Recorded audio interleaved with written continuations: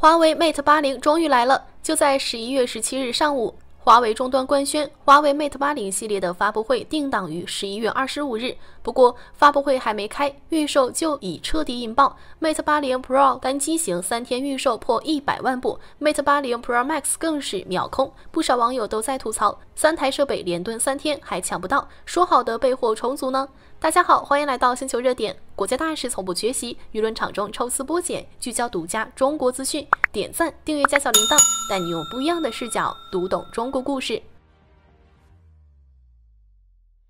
華為又搞偷襲了。11月17日，華為正式官宣了 Mate 80系列、Mate X7 及全場景新品發布會的時間。然而，它前腳官宣，後腳就直接在自家商城開啟了新機預訂，這就是效率。不過你別說，結合之前的爆料以及目前官方放出來的預熱消息，這次 Mate 80系列變化還真的挺大的。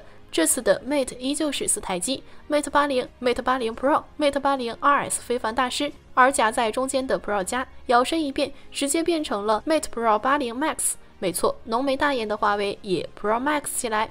蘋果有 iPhone 17 Pro Max， 小米有小米17 Pro Max、K90 Pro Max， 華為有 Mate 80 Pro Max。小編已經能腦補到網上出現的各種梗圖了。值得一提的是，華為 Mate 80系列價格也曝光了，與上一代保持一致。也就是說，華為 Mate 80售價5499元起 ，Pro 售價6499元起 ，Pro Max 售價8499元起。這大概是華為 Mate 80 Pro 改名的原因吧？要全面提升8000元以上的市場份額，直接面對 iPhone 17 Pro Max 的競爭。而 Mate 系列的預售情況也很不錯。這麼說吧，小編從11月17日開始，用1台電腦、2台手機搶華為 Mate 80 Pro Max， 連續蹲了3天都沒搶到。看來今年華為 Mate 80系列要比 Mate 70系列更難買。不是說了備貨充足嗎？難道要等到華為 Mate 80系列發布會結束後才會大量放貨嗎？此外，華為 Mate 80系列才開啟預售短3天，就有消息傳出 Mate 80 Pro 預售量就突破100萬。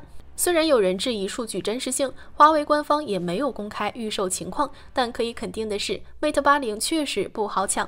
這也從側面說明，今年華為 Mate 80系列銷量可能會迎來一輪暴漲。當然，由於已經開啟了預訂，所以華為 Mate 80全系的外觀也正式亮相了。這裡面有幾個好消息。第一個好消息是，在經歷了多代曲面等身思維曲屏後，華為 Mate 80系列總算跟上了直屏潮流，而且是全系直屏。其次，小編一直覺得和常規的大圓模組相比起來，星環才是最適配 Mate 系列的 Deco 設計。所以這次看到 Mate 80系列用回類似於 Mate 40系列、Mate 60系列的星環設計時，第一時間想到的就是對位了。但跟之前的星環不同的是 ，Mate 80系列全系都在機身後蓋加了個圓環，結合它布靈布靈的後蓋反光來看，小編感覺 Mate 80系列很有可能採用全金屬機身，但因為要做磁吸設計，才給後蓋預留了磁吸圓孔位。如果單出一個磁吸圓孔，確實會有些突兀，但隔代回歸的星環又給它增添了些許和諧性和寓意。在摸清了華為 Mate 80系列的外在後，想必很多朋友也很關注該機的內在。要知道，華為為 Mate 80安排了2個殺手鐧，一個便是20GB 內存，此20GB 內存為國產的定制方案，非公版24GB。此前華為的手機所用的最大運行內存容量為16GB， 這次用上20GB 也是刷新了新高，可惜僅限於最頂配的 RS 非凡大師。另一個則是大家所期待的新一代旗艦芯片麒麟9030。關於麒麟9030的架構和性能，暫時還無法知曉。據悉，工藝、性能、通信等方面會有新的突破。在25日的發布會中，余承東是否會介紹麒麟9030是值得關注的點。畢竟在今年發布 Mate X-TS 時，華為可是在 PPT 中公開顯示了麒麟9020芯片，讓麒麟時隔4年再度公開現身。而且在發布不久的 Mate 70 Air 中，華為也在參數頁面直接標注出芯片型號麒麟9020A、麒麟9020B。麒麟9030究竟表現如何？唯有在拿到真機測試後才能得知。說到芯片，那就不得不提一下最近很火的安氏半導體了。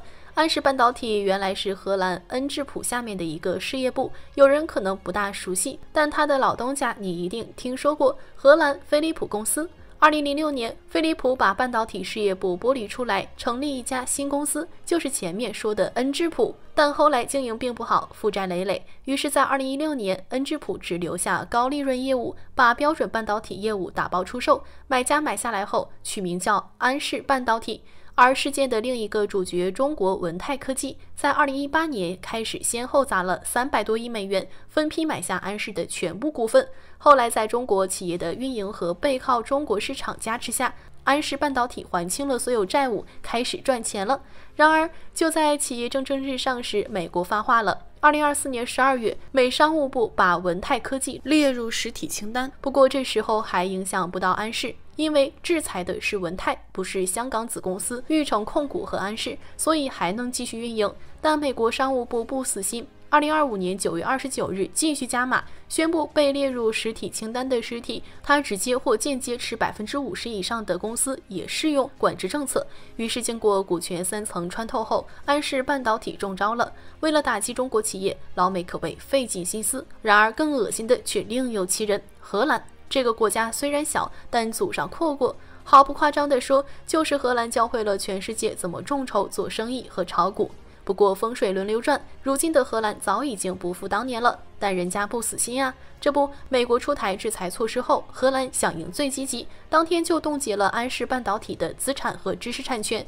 另外，當時文泰為了企業國際化戰略轉型和尊重多元文化，把原來的荷蘭籍高管基本全部留用，後來就上演了歐洲版的東郭先生與狼的故事。這些被留任的荷蘭籍高管趁機落井下石，一方面要求文泰讓出安氏半導體股權，把持股比例降低到50%以下；另一方面抵制委派中國籍 CEO 到職。還沒完，9月30日，荷蘭高管向荷蘭法庭申請對安氏採取調查和緊急措施，理由是文泰涉嫌轉移安氏半導體技術，但沒提交任何證據。為什麼沒提交證據？因為不可能找到證據。但人家不管。10月1日，荷蘭法庭在沒收到任何證據的情況下，搬出上世紀50年代冷戰時期的貨物可用性法，說中方控股可能導致芯片產業無法優先供應歐洲，危及荷蘭及歐洲的產業鏈安全，所以凍結中方股權。然後裁決解除中國 CEO 在安氏的一切職務，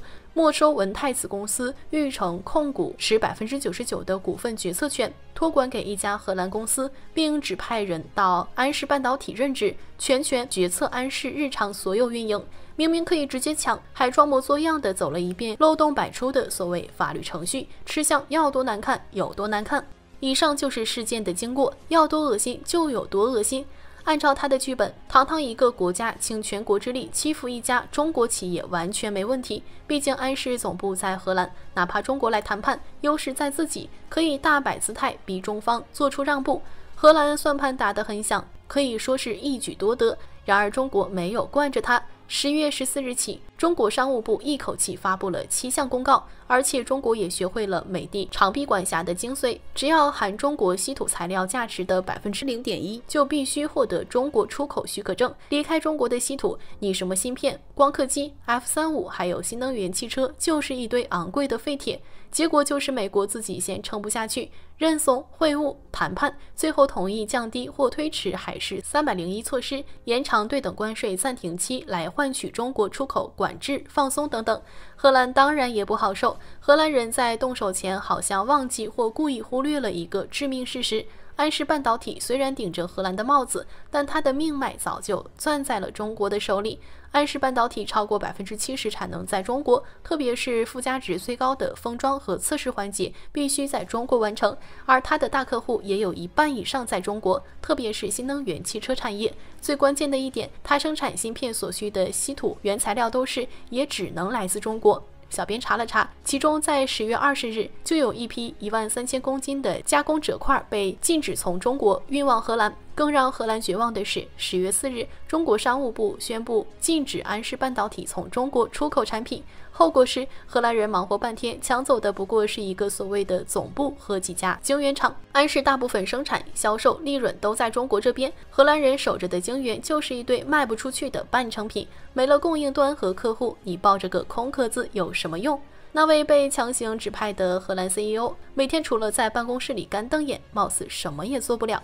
於是歐洲的那些客戶扛不住了。歐洲最大的汽車廠商大眾汽車表示，歐洲汽車芯片價格從 0.03 歐元暴漲到 1.5 歐元，再這麼斷下去，生產就要停擺，工人要放假了。